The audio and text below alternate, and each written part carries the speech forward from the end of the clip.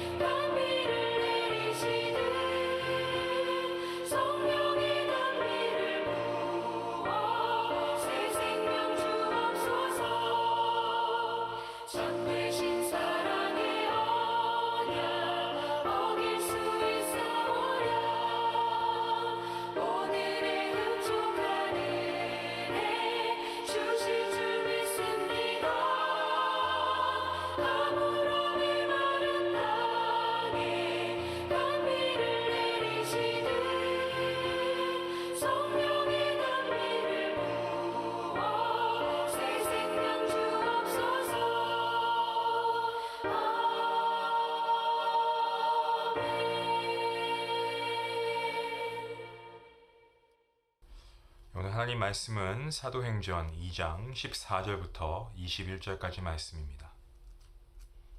함께 말씀을 읽도록 하겠습니다. 베드로가 연한 사도와 함께 서서 소리를 높여 이르되 유대인들과 예루살렘에 사는 모든 사람들아 이 일을 너희로 알게 할 것이니 내 말에 귀를 기울이라.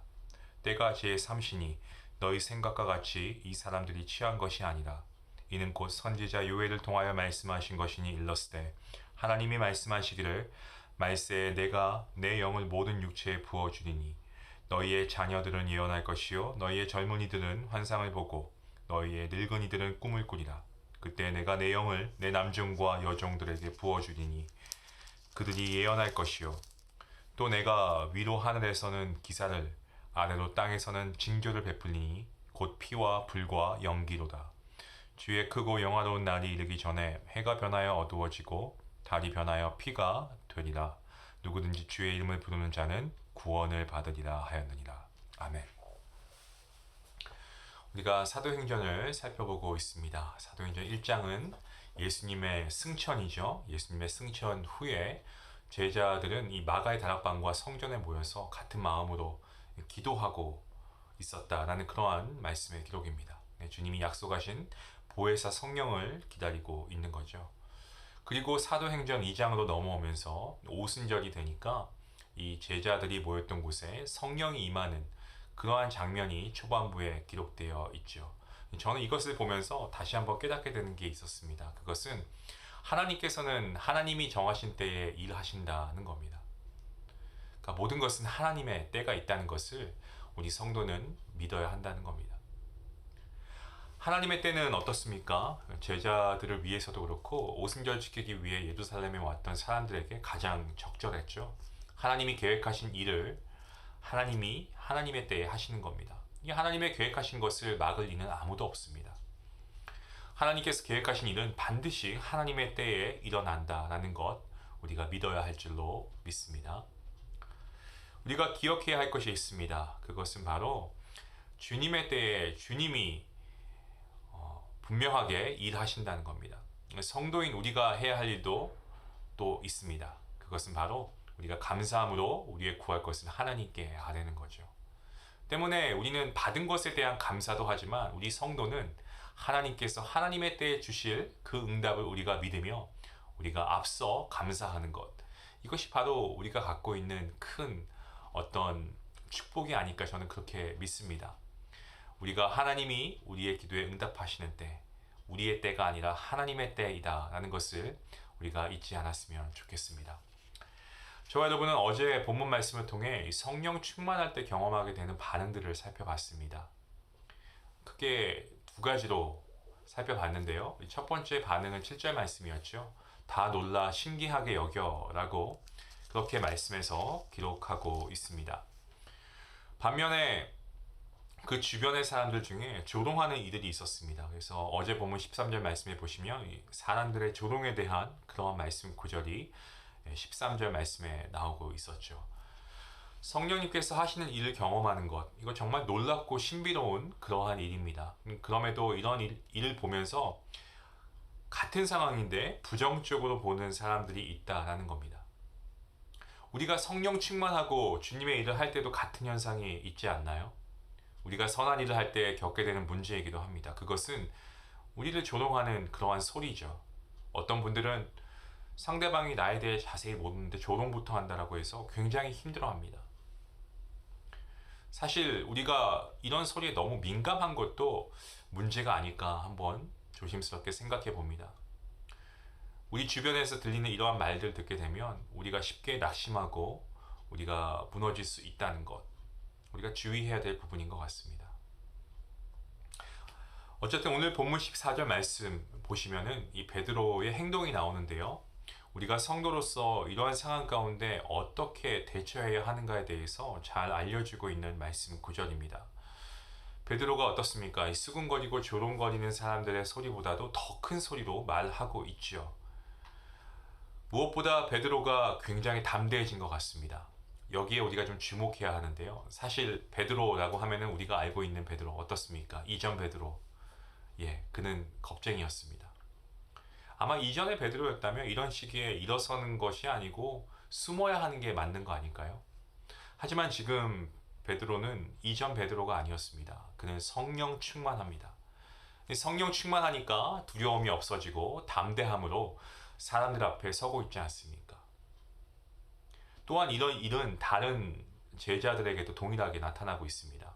예수님의 제자들은 자신들을 조롱하는 사람들 앞에서도 기가 죽지 않았습니다. 그리고 담대하게 정말 성령님의 말하게 하심을 따라서 말하기 시작합니다.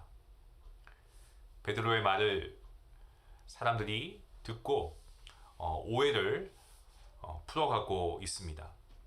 먼저 베드로가 설명하죠. 제3시, 이건 시간을 말하는데 요즘 시간으로 하면은 오전 9시입니다. 그러니까 베드로가 이렇게 얘기하죠. 아침부터 술 먹고 취해 있겠냐. 너희들이 술 취했다고 하는데 그건 말이 안 된다. 이렇게 얘기하고 있는 겁니다. 그리고 나서 자기들에게 일어나고 있는 일들을 베드로가 이야기하고 있습니다. 이어서 본문 16절과 17절 그리고 18절 말씀까지 보시면 베드로는 요엘서 말씀을 인용하죠. 그리고 지금 자신들에게 일어난 일들이 성경이 이루고 있음을 간증하고 있습니다. 베드로는 사람들에게 우리에게는 예언의 영, 이 성령이 임했고 그래서 환상을 보았고 꿈을 꾸고 있다라고 합니다. 여러분, 사람은요, 꿈이 있어야 살아갈 수 있습니다. 비전이 있어야 더 역동적인 삶을 살 수 있습니다. 주님의 영이 부어진 사람들에게 생명의 역동적인 힘이 있는 것과 같습니다. 어두운 세상, 정말 세상을 우리가 바라볼 때 어둡고 그리고 막막하고 갑갑하고 한마디로 표현하면 소망이 없는 그러한 세상 아니겠습니까? 그러한 세상 가운데 우리가 살아갈 수 있는 원동력, 힘이 무엇일까요? 바로 비전과 꿈에서 나오죠. 성령님이 하시는 일을 알지 못하고 조롱하는 이들에게 주님을 자랑하는 베드로의 모습을 우리가 오늘 말씀을 통해서 살펴봅니다. 우리도 이렇게 해야 합니다. 베드로가 이렇게 할 수 있는 비결이 분명하게 있는데요. 그것은 바로 주님께서 주신 지혜로 가능했습니다. 주님께서 주신 말씀이 베드로의 입에 있었다는 거죠. 베드로의 입을 통해 나오는 모든 말은 성령님을 통해 나오는 말이었습니다. 이 또한 예수님께서 하신 말씀이고 예수님의 말씀이 이루어진 겁니다. 요한복음 14장 26절 말씀에서 주님께서 이렇게 말씀하셨습니다. 보혜사 곧 아버지께서 내 이름으로 보내실 성령 그가 너희에게 모든 것을 가르치고 내가 너희에게 말한 모든 것을 생각나게 하리라. 베드로가 서서 사람들에게 지금 큰 소리로 얘기하고 있습니다.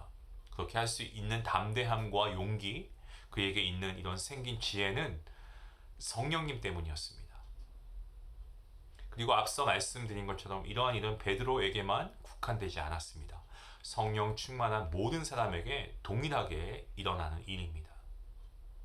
우리가 기도할 때, 우리가 말씀을 읽을 때, 우리가 사람들 앞에서 이야기할 때 성령이 말하게 하심을 따라서 우리가 말하는 일들이 일어난다라는 것입니다. 성령 충만 어떻습니까? 나이뿐만 아니고 신분과 상관없이 일어납니다. 그것을 강조하는 구절이 본문 18절 말씀입니다. 보시면 남종과 여종이라는 말이 나오죠. 그 당시에 남종과 여종은 사람 대접 못 받는 그러한 부류였습니다. 사람이 아닌 마치 물건처럼 대우받는 사람들이라고 해도 성령 충만은 일어났다는 거죠. 성령 충만은 비천한 사람도 존귀한 사람으로 바꾸어 줍니다. 하나님의 영인 성령이 임했기 때문입니다. 성령 충만하면요, 사람들 인식이 바뀌고 세계관도 바뀝니다. 성령 충만은 연약한 사람들을 주님 안에서 강하고 담대한 사람이 되게끔 만듭니다.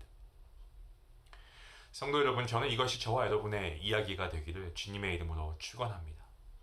주님의 일을 조롱하는 사람들 앞에서 성령의 인도하심을 따라 주님을 자랑하는 우리 모두가 될 수 있길 바랍니다.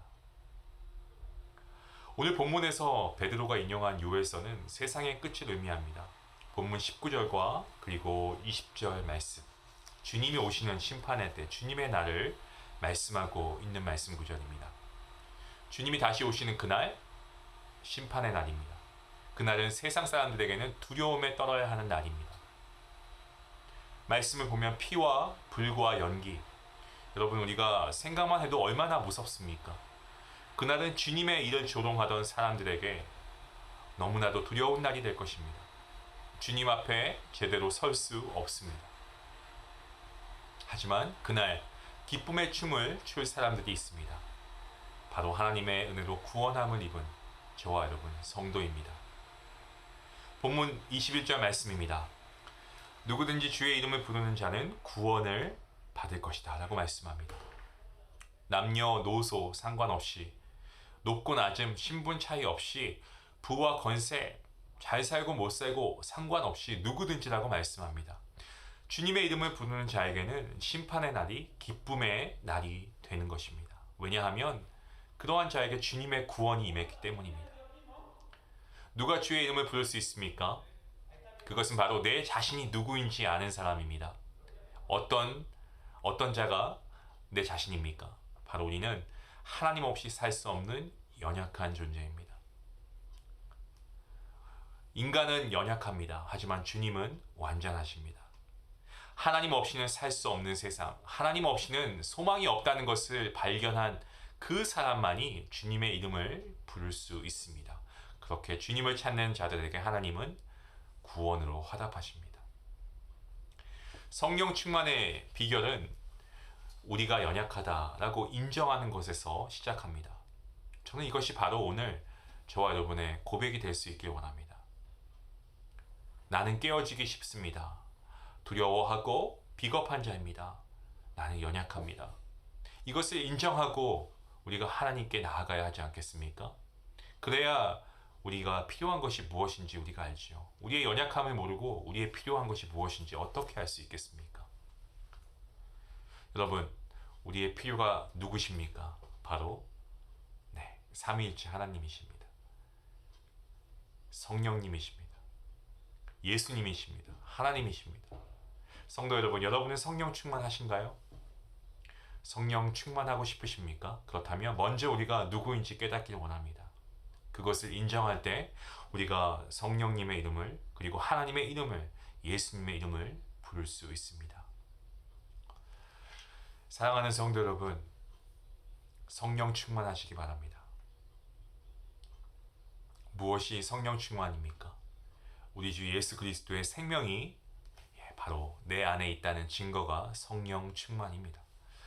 오늘 사랑하는 성도님들 모두에게 주님의 영이 충만하시길, 그리고 주님의 은혜와 평강이 여러분과 여러분의 가정과 그리고 여러분의 일터와 우리 믿음의 공동체 교회 위에 충만하기를 주님의 이름으로 간절히 축원합니다. 기도하시겠습니다. 고마우신 하나님 감사합니다. 오늘도 귀한 말씀을 통하여서 우리에게 충만한 은혜를 주시니 감사합니다. 하나님, 베드로의 모습이 우리의 모습이 아니겠습니까? 그가 성령 충만을 받기 전과 후에 얼마나 다른 하나님의 일꾼으로 변해 있는지 우리가 보게 됩니다. 하나님, 우리도 우리의 어떤 자아를 바라보고 먼저 우리 스스로가 연약한 것을 하나님께 내어놓고, 주님, 나는 부족하고 연약합니다. 하지만 주님은 완전하십니다. 주님은 능하십니다. 우리가 믿음으로 하나님께 나아갈 때에, 주님의 이름을 부를 때에 하나님, 우리도 이와 같이 베드로와 같은 믿음을 소유하게 될 줄로 믿습니다. 우리에게 성령 충만을 허락하여 주시고, 정말 우리가 이 혼탁한 세상 가운데 정말 복음이 변질되고 있는 이러한 상황 가운데에서 우리가 다시금 말씀으로 돌아가게 하시고, 더 나아가 이 말씀을 생활에 적용하게 하시고, 한 걸음 더 나아가서 우리가 이 말씀을 전할 수 있는 귀한 담대함과 믿음의 용기, 아버지 성령 충만함으로 우리가 이를 감당할 수 있도록 인도하여 주시옵소서. 우리의 삶에서 모든 것들이 다 중요해 보이지만 정말 우리가 성령 충만하지 않고 우리가 믿음 생활을 할 수 없는 시대를 살아가고 있습니다. 주님께서 우리와 함께 하여 주시고, 늘 우리가 하나님의 영으로 부으심을 받아 우리가 무엇을 하든지 간에 하나님의 기뻐하시는 일을 하며 우리가 하나님의 때를 겸손함으로 잘 기다릴 수 있는 믿음의 성도, 아버지, 그러한 귀한 주님의 군사가 될 수 있도록 하나님 함께하여 주시옵소서. 오늘도 말씀의 은혜가 우리에게 충만케 하신 주님께 감사하오며 이 모든 말씀 예수님의 이름으로 기도합니다. 아멘. 오늘도 우리가 말씀을 함께 들었습니다. 이제 말씀을 적용할 수 있게 원합니다. 기도하실 때에 성령 충만을 위해서 기도하십시오. 우리가 정말 살아갈 때에 성령 충만함이 우리의 삶을 변화시킵니다. 우리가 하나님 앞에 성령 충만함으로 예배하고 하나님께 성령 충만함으로 기도하고 하나님의 말씀도 성령의 충만함으로 우리가 말씀을 깨달을 수 있기 원합니다. 오늘도 그 성령님을 의지함으로 살아가는 여러분 되시길 바라고, 교회가 아직 공사 중에 있습니다. 공사가 잘 마무리될 수 있도록 기도해 주시기 바랍니다. 우리 함께 기도하시겠습니다.